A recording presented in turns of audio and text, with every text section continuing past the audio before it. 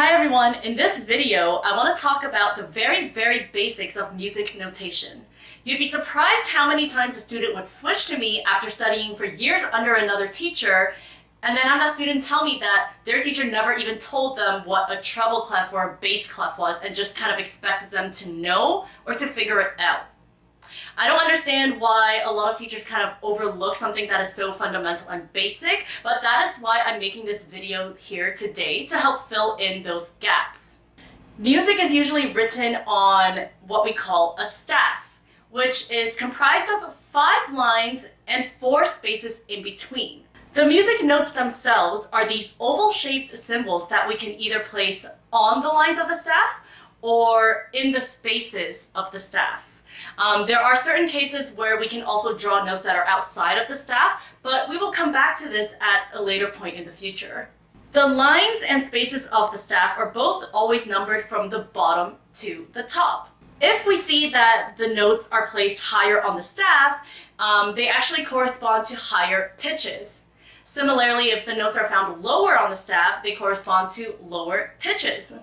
In addition to the staff, we also have what we call the treble clef and the bass clef. Notes that are higher in pitch are usually written in the treble clef, while notes that are lower in pitch are usually written in the bass clef. The clefs also tell us which hand to play with when we are playing the piano. So for example, when we see the treble clef, we usually play with the right hand. When we see the bass clef, we usually play with the left hand. This makes sense because on the piano, the higher keys are found towards the right side of the piano, while the lower keys are found towards the left side of the piano. So it all kind of corresponds.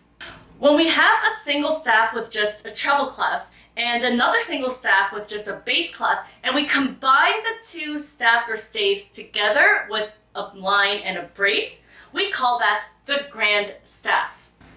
You'll also notice that in basically every piece of music is divided by what we call bar lines into bars or measures. These bar lines just help us divide the music into equal parts. At the very end of a piece or a song, you'll find what we call a double bar line, where one of the lines is thinner and the outside line is thicker. This tells us that it is the end of a song or piece. So in summary, the staff is comprised of 5 lines and 4 spaces in between. We always number them from bottom to top. We can place musical notes either on the lines of the staff or within the spaces of the staff. We also have the treble clef for higher sounding notes, which we play with the right hand, and we also have the bass clef, which helps us to notate lower sounding notes, which we play with the left hand on the piano. When we combine the two staffs or staves together, we get what we call the grand staff. Music is divided into equal parts by bar lines, which divide the music into bars or measures. At the end of a piece, we will see a double bar line, which has a thinner line on the inside and a thicker line on the outside. In my next video about music theory, we will be discussing the musical notes themselves, precisely how to actually read and recognize each note. I hope you guys found this informative, and I would be happy to answer any questions if you want to leave them down in the comment section below. Thank you so much for watching. Don't forget to subscribe to my channel for more videos in the future. Thumbs up this video, leave a comment down in the comment section below, and of course share the video. As well, don't forget to follow me on my social media platforms. The links will be all down in the description box below. Thank you so much for watching again, and I will see you all very soon. Bye!